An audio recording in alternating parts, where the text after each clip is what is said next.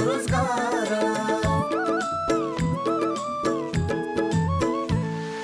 सबै मिलिजुली गरौँ उन्नतिको कर्म, स्वावलम्बी र समृद्धि नै सहकारीको मर्म। समानता र स्वाधीनताको भावनाले भरौँ, आर्थिक अनि सामाजिक सांस्कृतिक विकास गरौँ। सहकारी दर्पण, सहकारी दर्पण, सहकारी दर्पण। नमस्कार, सहकारी दर्पण कार्यक्रमको तर्फबाट यो कार्यक्रम प्रत्येक महिनाको पहिलो र तेस्रो शनिबार साँझ 6 बजेदेखि करिब 25 मिनट अवधिभर सहकारीका विविध विषयवस्तु समावेश गरी प्रस्तुत गर्ने गरिन्छ। स्वागत एवं सहकारी अभिवादन आजको यो श्रृङ्खलामा पनि सम्पूर्ण दर्शक महानुभावहरूमा। दर्शक महानुभावहरू, आजको कार्यक्रमलाई हामीले दैलेख जिल्लाको नारायण नगरपालिकामा रहेको गोठपाडा कृषक सहकारी संस्थाले सञ्चालन गरेका क्रियाकलापहरूमा केन्द्रित गरेका छौँ।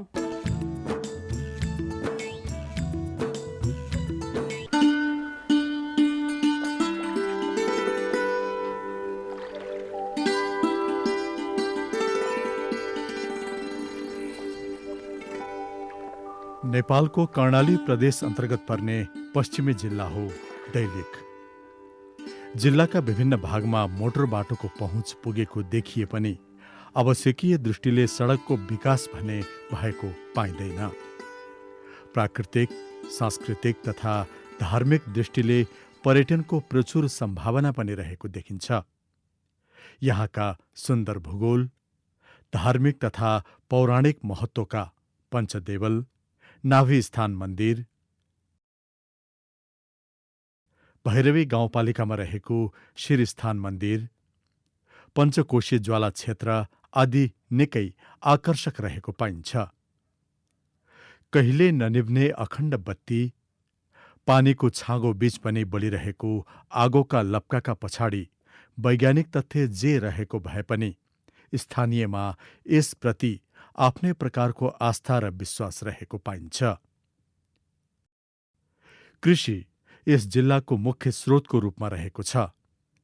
विविध प्रकारको हावापानी र भूबनौट रहेको यो क्षेत्रमा कृषि उत्पादनको दृष्टिले उत्तिकै सम्भावना रहेको पनि देख्न सकिन्छ। यिनै सम्भावनालाई ध्यानमा राखेर यसको विकासको लागि विभिन्न प्रयासहरू पनि भएको छ। तीमध्ये सहकारी मार्फत गरिएको प्रयास एउटा उदाहरण बनेको पाइन्छ। विभिन्न प्रकृतिका धेरै सहकारी संस्थाहरू यहाँ छन्, जसमध्ये सक्रियताका साथ आफ्नो उद्देश्यमा केन्द्रित भएर मुख्य रूपमा कृषिको विकासका माध्यमले स्थानीयको अवस्थामा निकै हदसम्म सुधार ल्याउन सक्षम बनेको देखिन्छ दैलेख जिल्लाको नारायण नगरपालिकामा रहेको गोठपाडा कृषक सहकारी संस्था। विक्रम सम्वत 2062 सालमा स्थापना भएको यो सहकारी संस्थाले नारायण नगरपालिकाको 11वटै वडालाई समेटेर कार्य गर्दै आएको छ। तुलनात्मक दृष्टिले महिलाहरूको सक्रियता निकै उत्साहजनक रहेको यस संस्थाको सुरुवात भने सानो समूहको रूपमा भएर विभिन्न बाधा कठिनाई झेल्दै अगाडि बढेको अनुभव छ। पहिलाको कस्तो थियो भने चाहिँ अलिकति 2-4 हजार रुपियाँ चाहियो भने पनि अलिकति साहु महाजनका माग्न जानुपर्ने, उहाँसँग गुहार गर्नुपर्ने आवश्यक परेको अवस्थामा त्यस्तो थियो। अनि हामीले चाहिँ यो समूह बनाएर यो समूहबाट यसरी नै गर्न सकिन्छ कि भन्ने मेरो त्यो दिमागमा आएर हामीले एउटा समूह बनायौँ। त्यति बेला 10 रुपियाँ जम्मा गर्थ्यौँ हामीले। 26 जना सदस्य बनायौँ, घर वरिपरि गरेर 26 जना सदस्य। अनि त्यो 10 रुपियाँ 26 जनाले 260 रुपियाँ जम्मा भयो। पहिलोचोटि बैठक बसालेर हामीले यो सबै नीति निर्माण यताउता गर्दाखेरि 260 रुपियाँ पनि हामीले एकजनालाई दलित हुनुहुन्थ्यो, उहाँलाई चाहिँ 260 रुपियाँ पनि लगानी गरेका छौँ कि सुरुमै। र अहिले आएर यो 1 करोड 19 लाख सेयर पुँजी छ। हामीसँग जगडा कोष चाहिँ 1 करोड लगभग 25 लाख जति जगडा कोष छ। अन्य कोष 5 करोड जति छ। बचत चाहिँ हामीसँग 4 करोड 60 लाख जति छ। यो अब चल्दो क्रममा हुन्छ। लगानीको हिसाब मान्यो भने अहिले 6 करोड लगभग 6-7 करोड।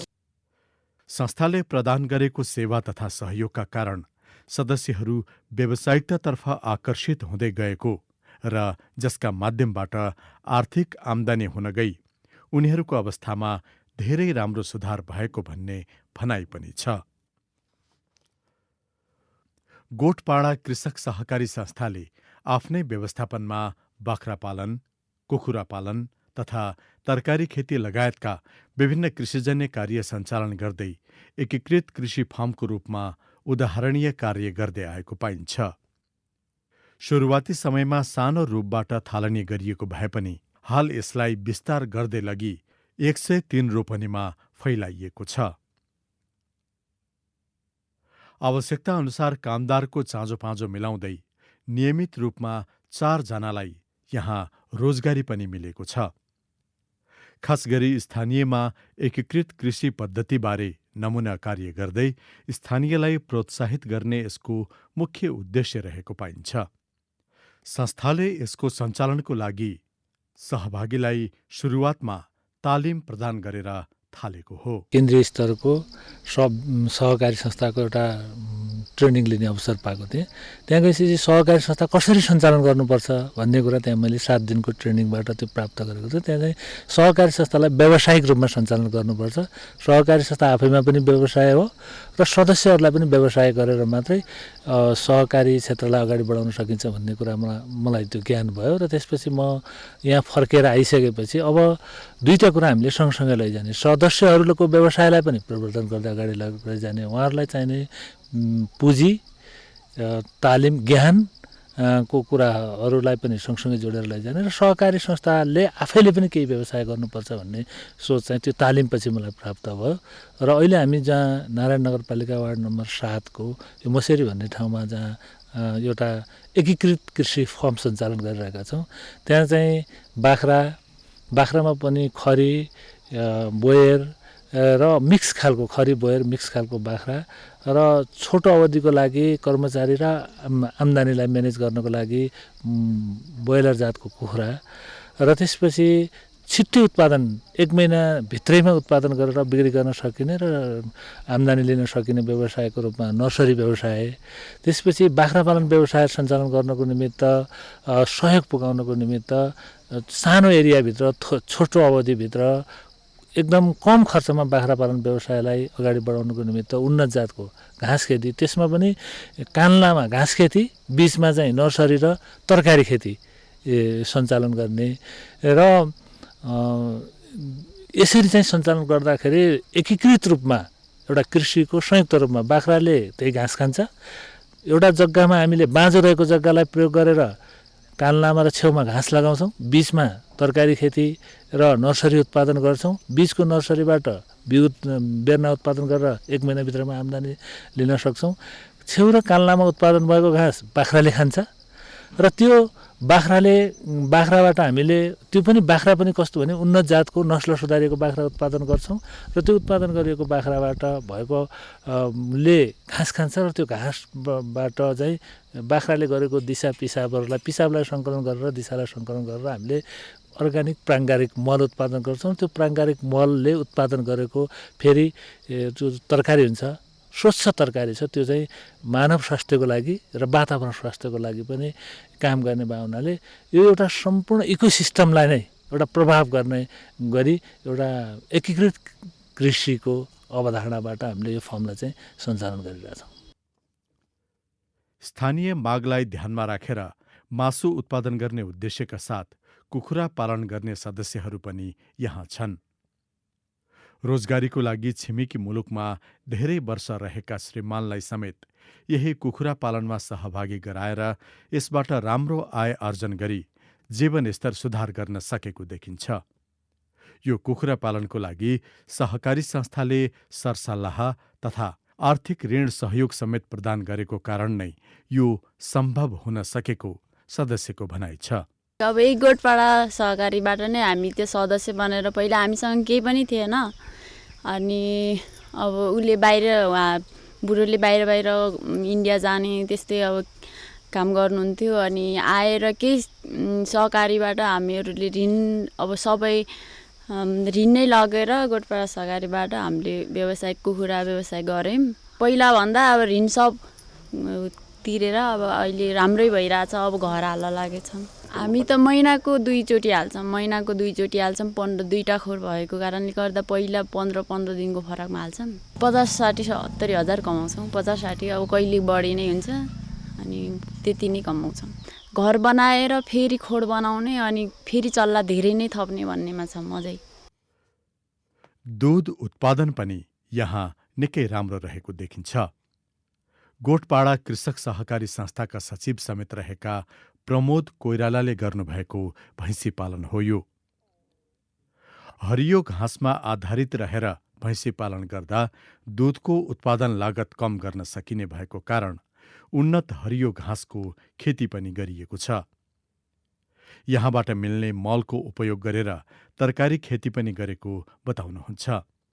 सुरुवातको बेलामा सहकारी संस्थाबाट 50,000 रुपैयाँ ऋण लिएर गरेको र बिस्तारै बढाउने पनि सोच रहेको उहाँ बताउनुहुन्छ।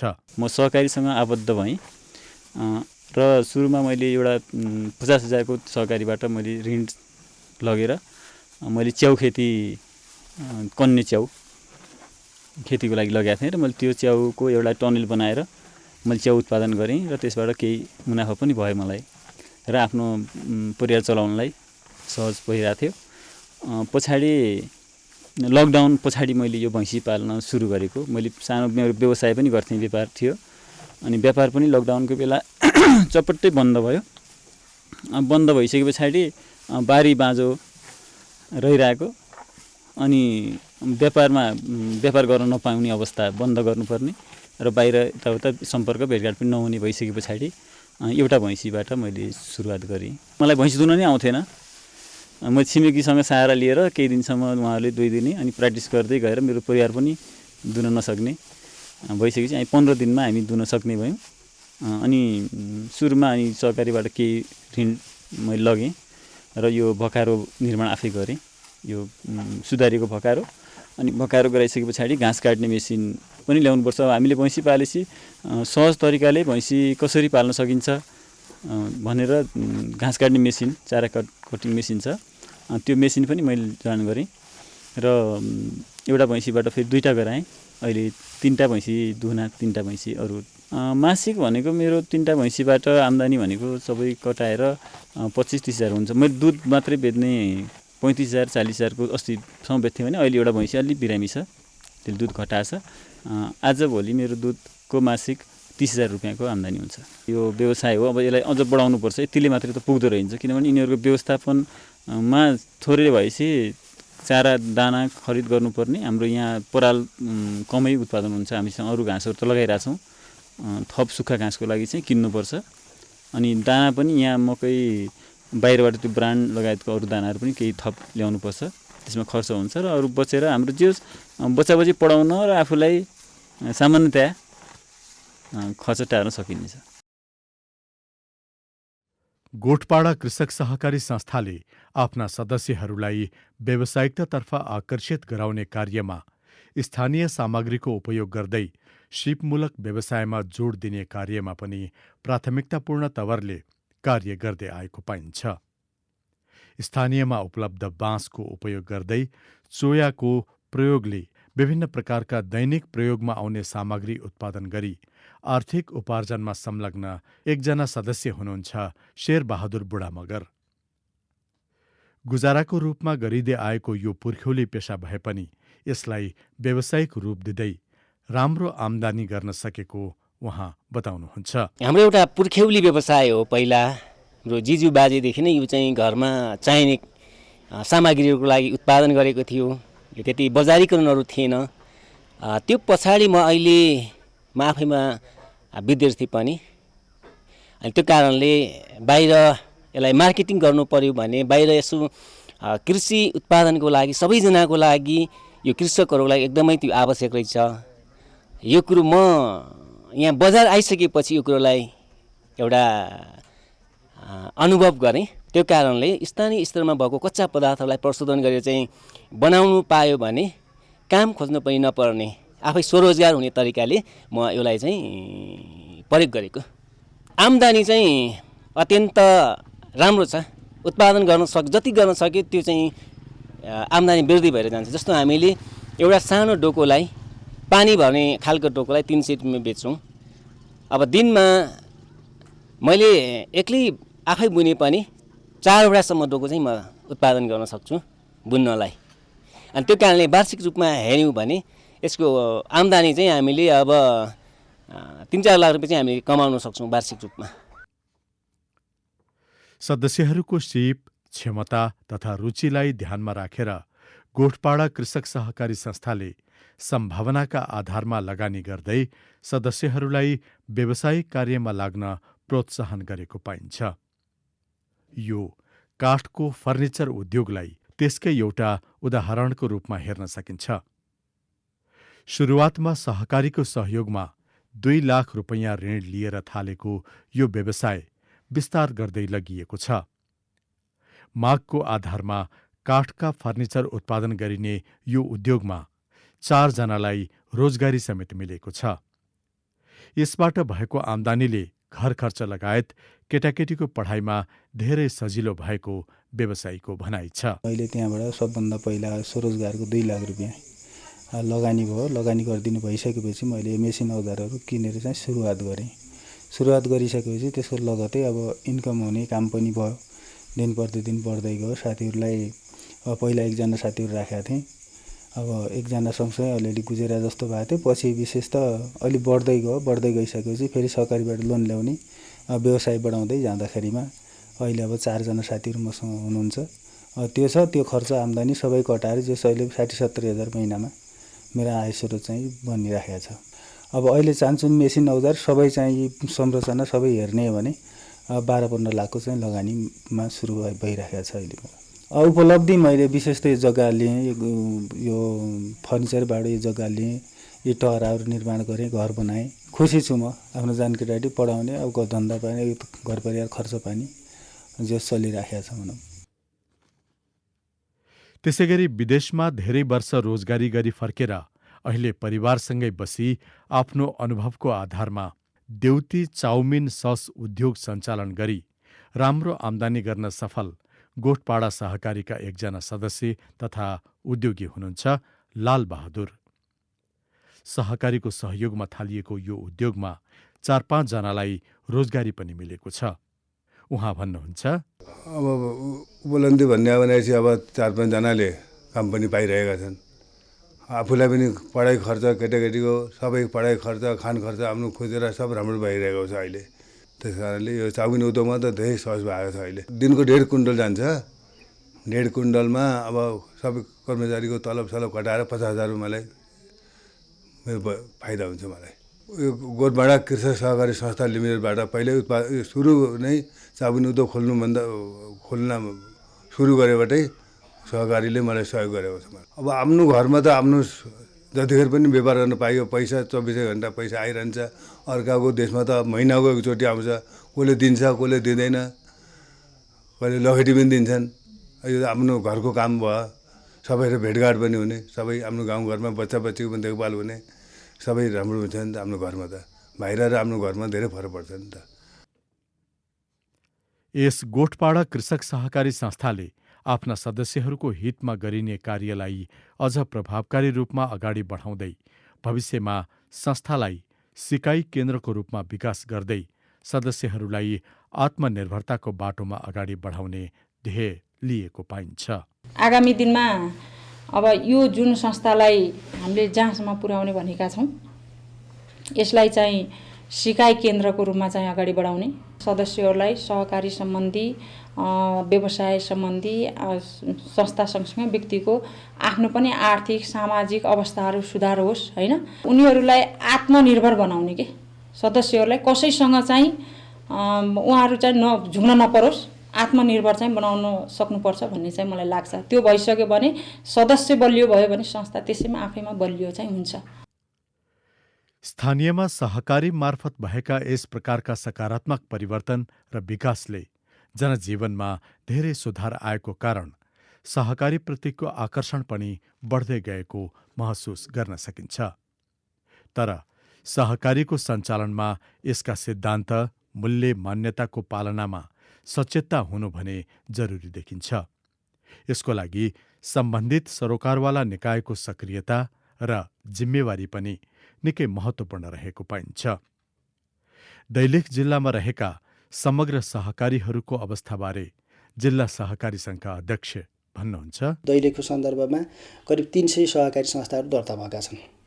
विभिन्न अहिले पालिकाहरू र सबै गरेर 300 सहकारीहरू छ र अहिले विभिन्न उद्देश्यका सहकारीहरू क्रियाशील छन्, काम गरिराखेका छन्। हाम्रो दैलेखमा जिल्ला सहकारी सङ्घ छ, त्यसपछि बचत तथा ऋण सहकारी सङ्घ छ र अरू 2वटा सहकारी सङ्घहरू दर्ताको प्रक्रियामा छन्, बहुउद्देश्य सङ्घ र कृषि सङ्घ। अहिले हामीसँग 168वटा सहकारी संस्थाहरू आबद्ध रहनु भएको छ र दर्ता भएका सबै संस्थाहरू आबद्ध हुनुहुन्न। अब त्यसमा केही निष्क्रिय पनि हुनुहुन्छ र अब हामीले के गरिराखेका छौँ भने मुख्य कुरा हामीले सहकारीको विकासको लागि उनीहरूको क्षमता विकास गर्ने, क्षमता विकास भनेको संस्थाको पनि क्षमता विकास चाहियो र त्यसपछि सञ्चालकहरूको, कर्मचारीहरूको क्षमता विकासको कुरालाई मुख्य रूपमा हेरिराखेका छौँ र त्यसको लागि विभिन्न तालिमका कार्यक्रमहरू सञ्चालन गऱ्यौँ। जिल्ला सहकारी संस्था सङ्घले पनि आफै पनि तालिमको आयोजना गरेको छ, जस्तो सदस्यहरूबाट नै सहभागिता हुने गरी तालिमको सञ्चालन गऱ्यौँ। हामीले गत आबम मात्रै जिल्ला सहकारी सङ्घले एउटा लेखा व्यवस्थापन तालिम आफै सञ्चालन गऱ्यौँ र त्यसपछि गएर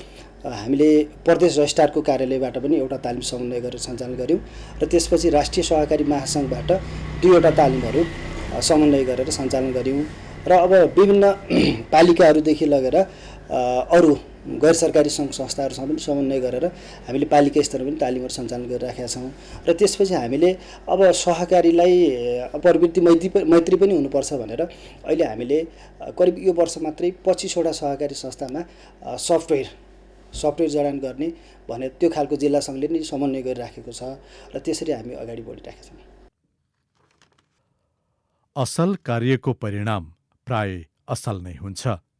जसरी दैलेख जिल्लाको नारायण नगरपालिकामा रहेको गोठपाडा कृषक सहकारी संस्थाले सहकारी सञ्चालनका विभिन्न समयकालमा कठिन अवस्थाहरू झेल्दै सदस्य अनि समुदायको हितमा गरिने कार्यलाई अगाडि बढाउँदै आज जुन सफलता प्राप्त गर्न सकेको छ, यसलाई पक्कै पनि प्रशंसापूर्वक हेर्न सकिन्छ।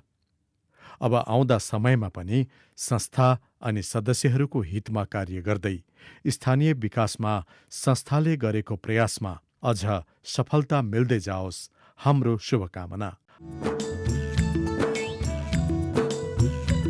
दर्शक महानुभावहरू, यो कार्यक्रम तपाईँलाई कस्तो लाग्यो? कार्यक्रमको बारेमा तपाईँको प्रतिक्रिया अवश्य पठाउनुहुनेछ भन्ने आशा राखेका छौँ। हाम्रो ठेगाना हो राष्ट्रिय सहकारी विकास board, Pulchowk, Lalitpur. Post box number 5717, phone number 5010-131, email kopsanchar@gmail.com, website www.ncdb.org.np। दर्शक महानुभावहरू, यो कार्यक्रम आफ्नो सुविधाअनुसार युट्युबमा पनि हेर्न सक्नुहुनेछ।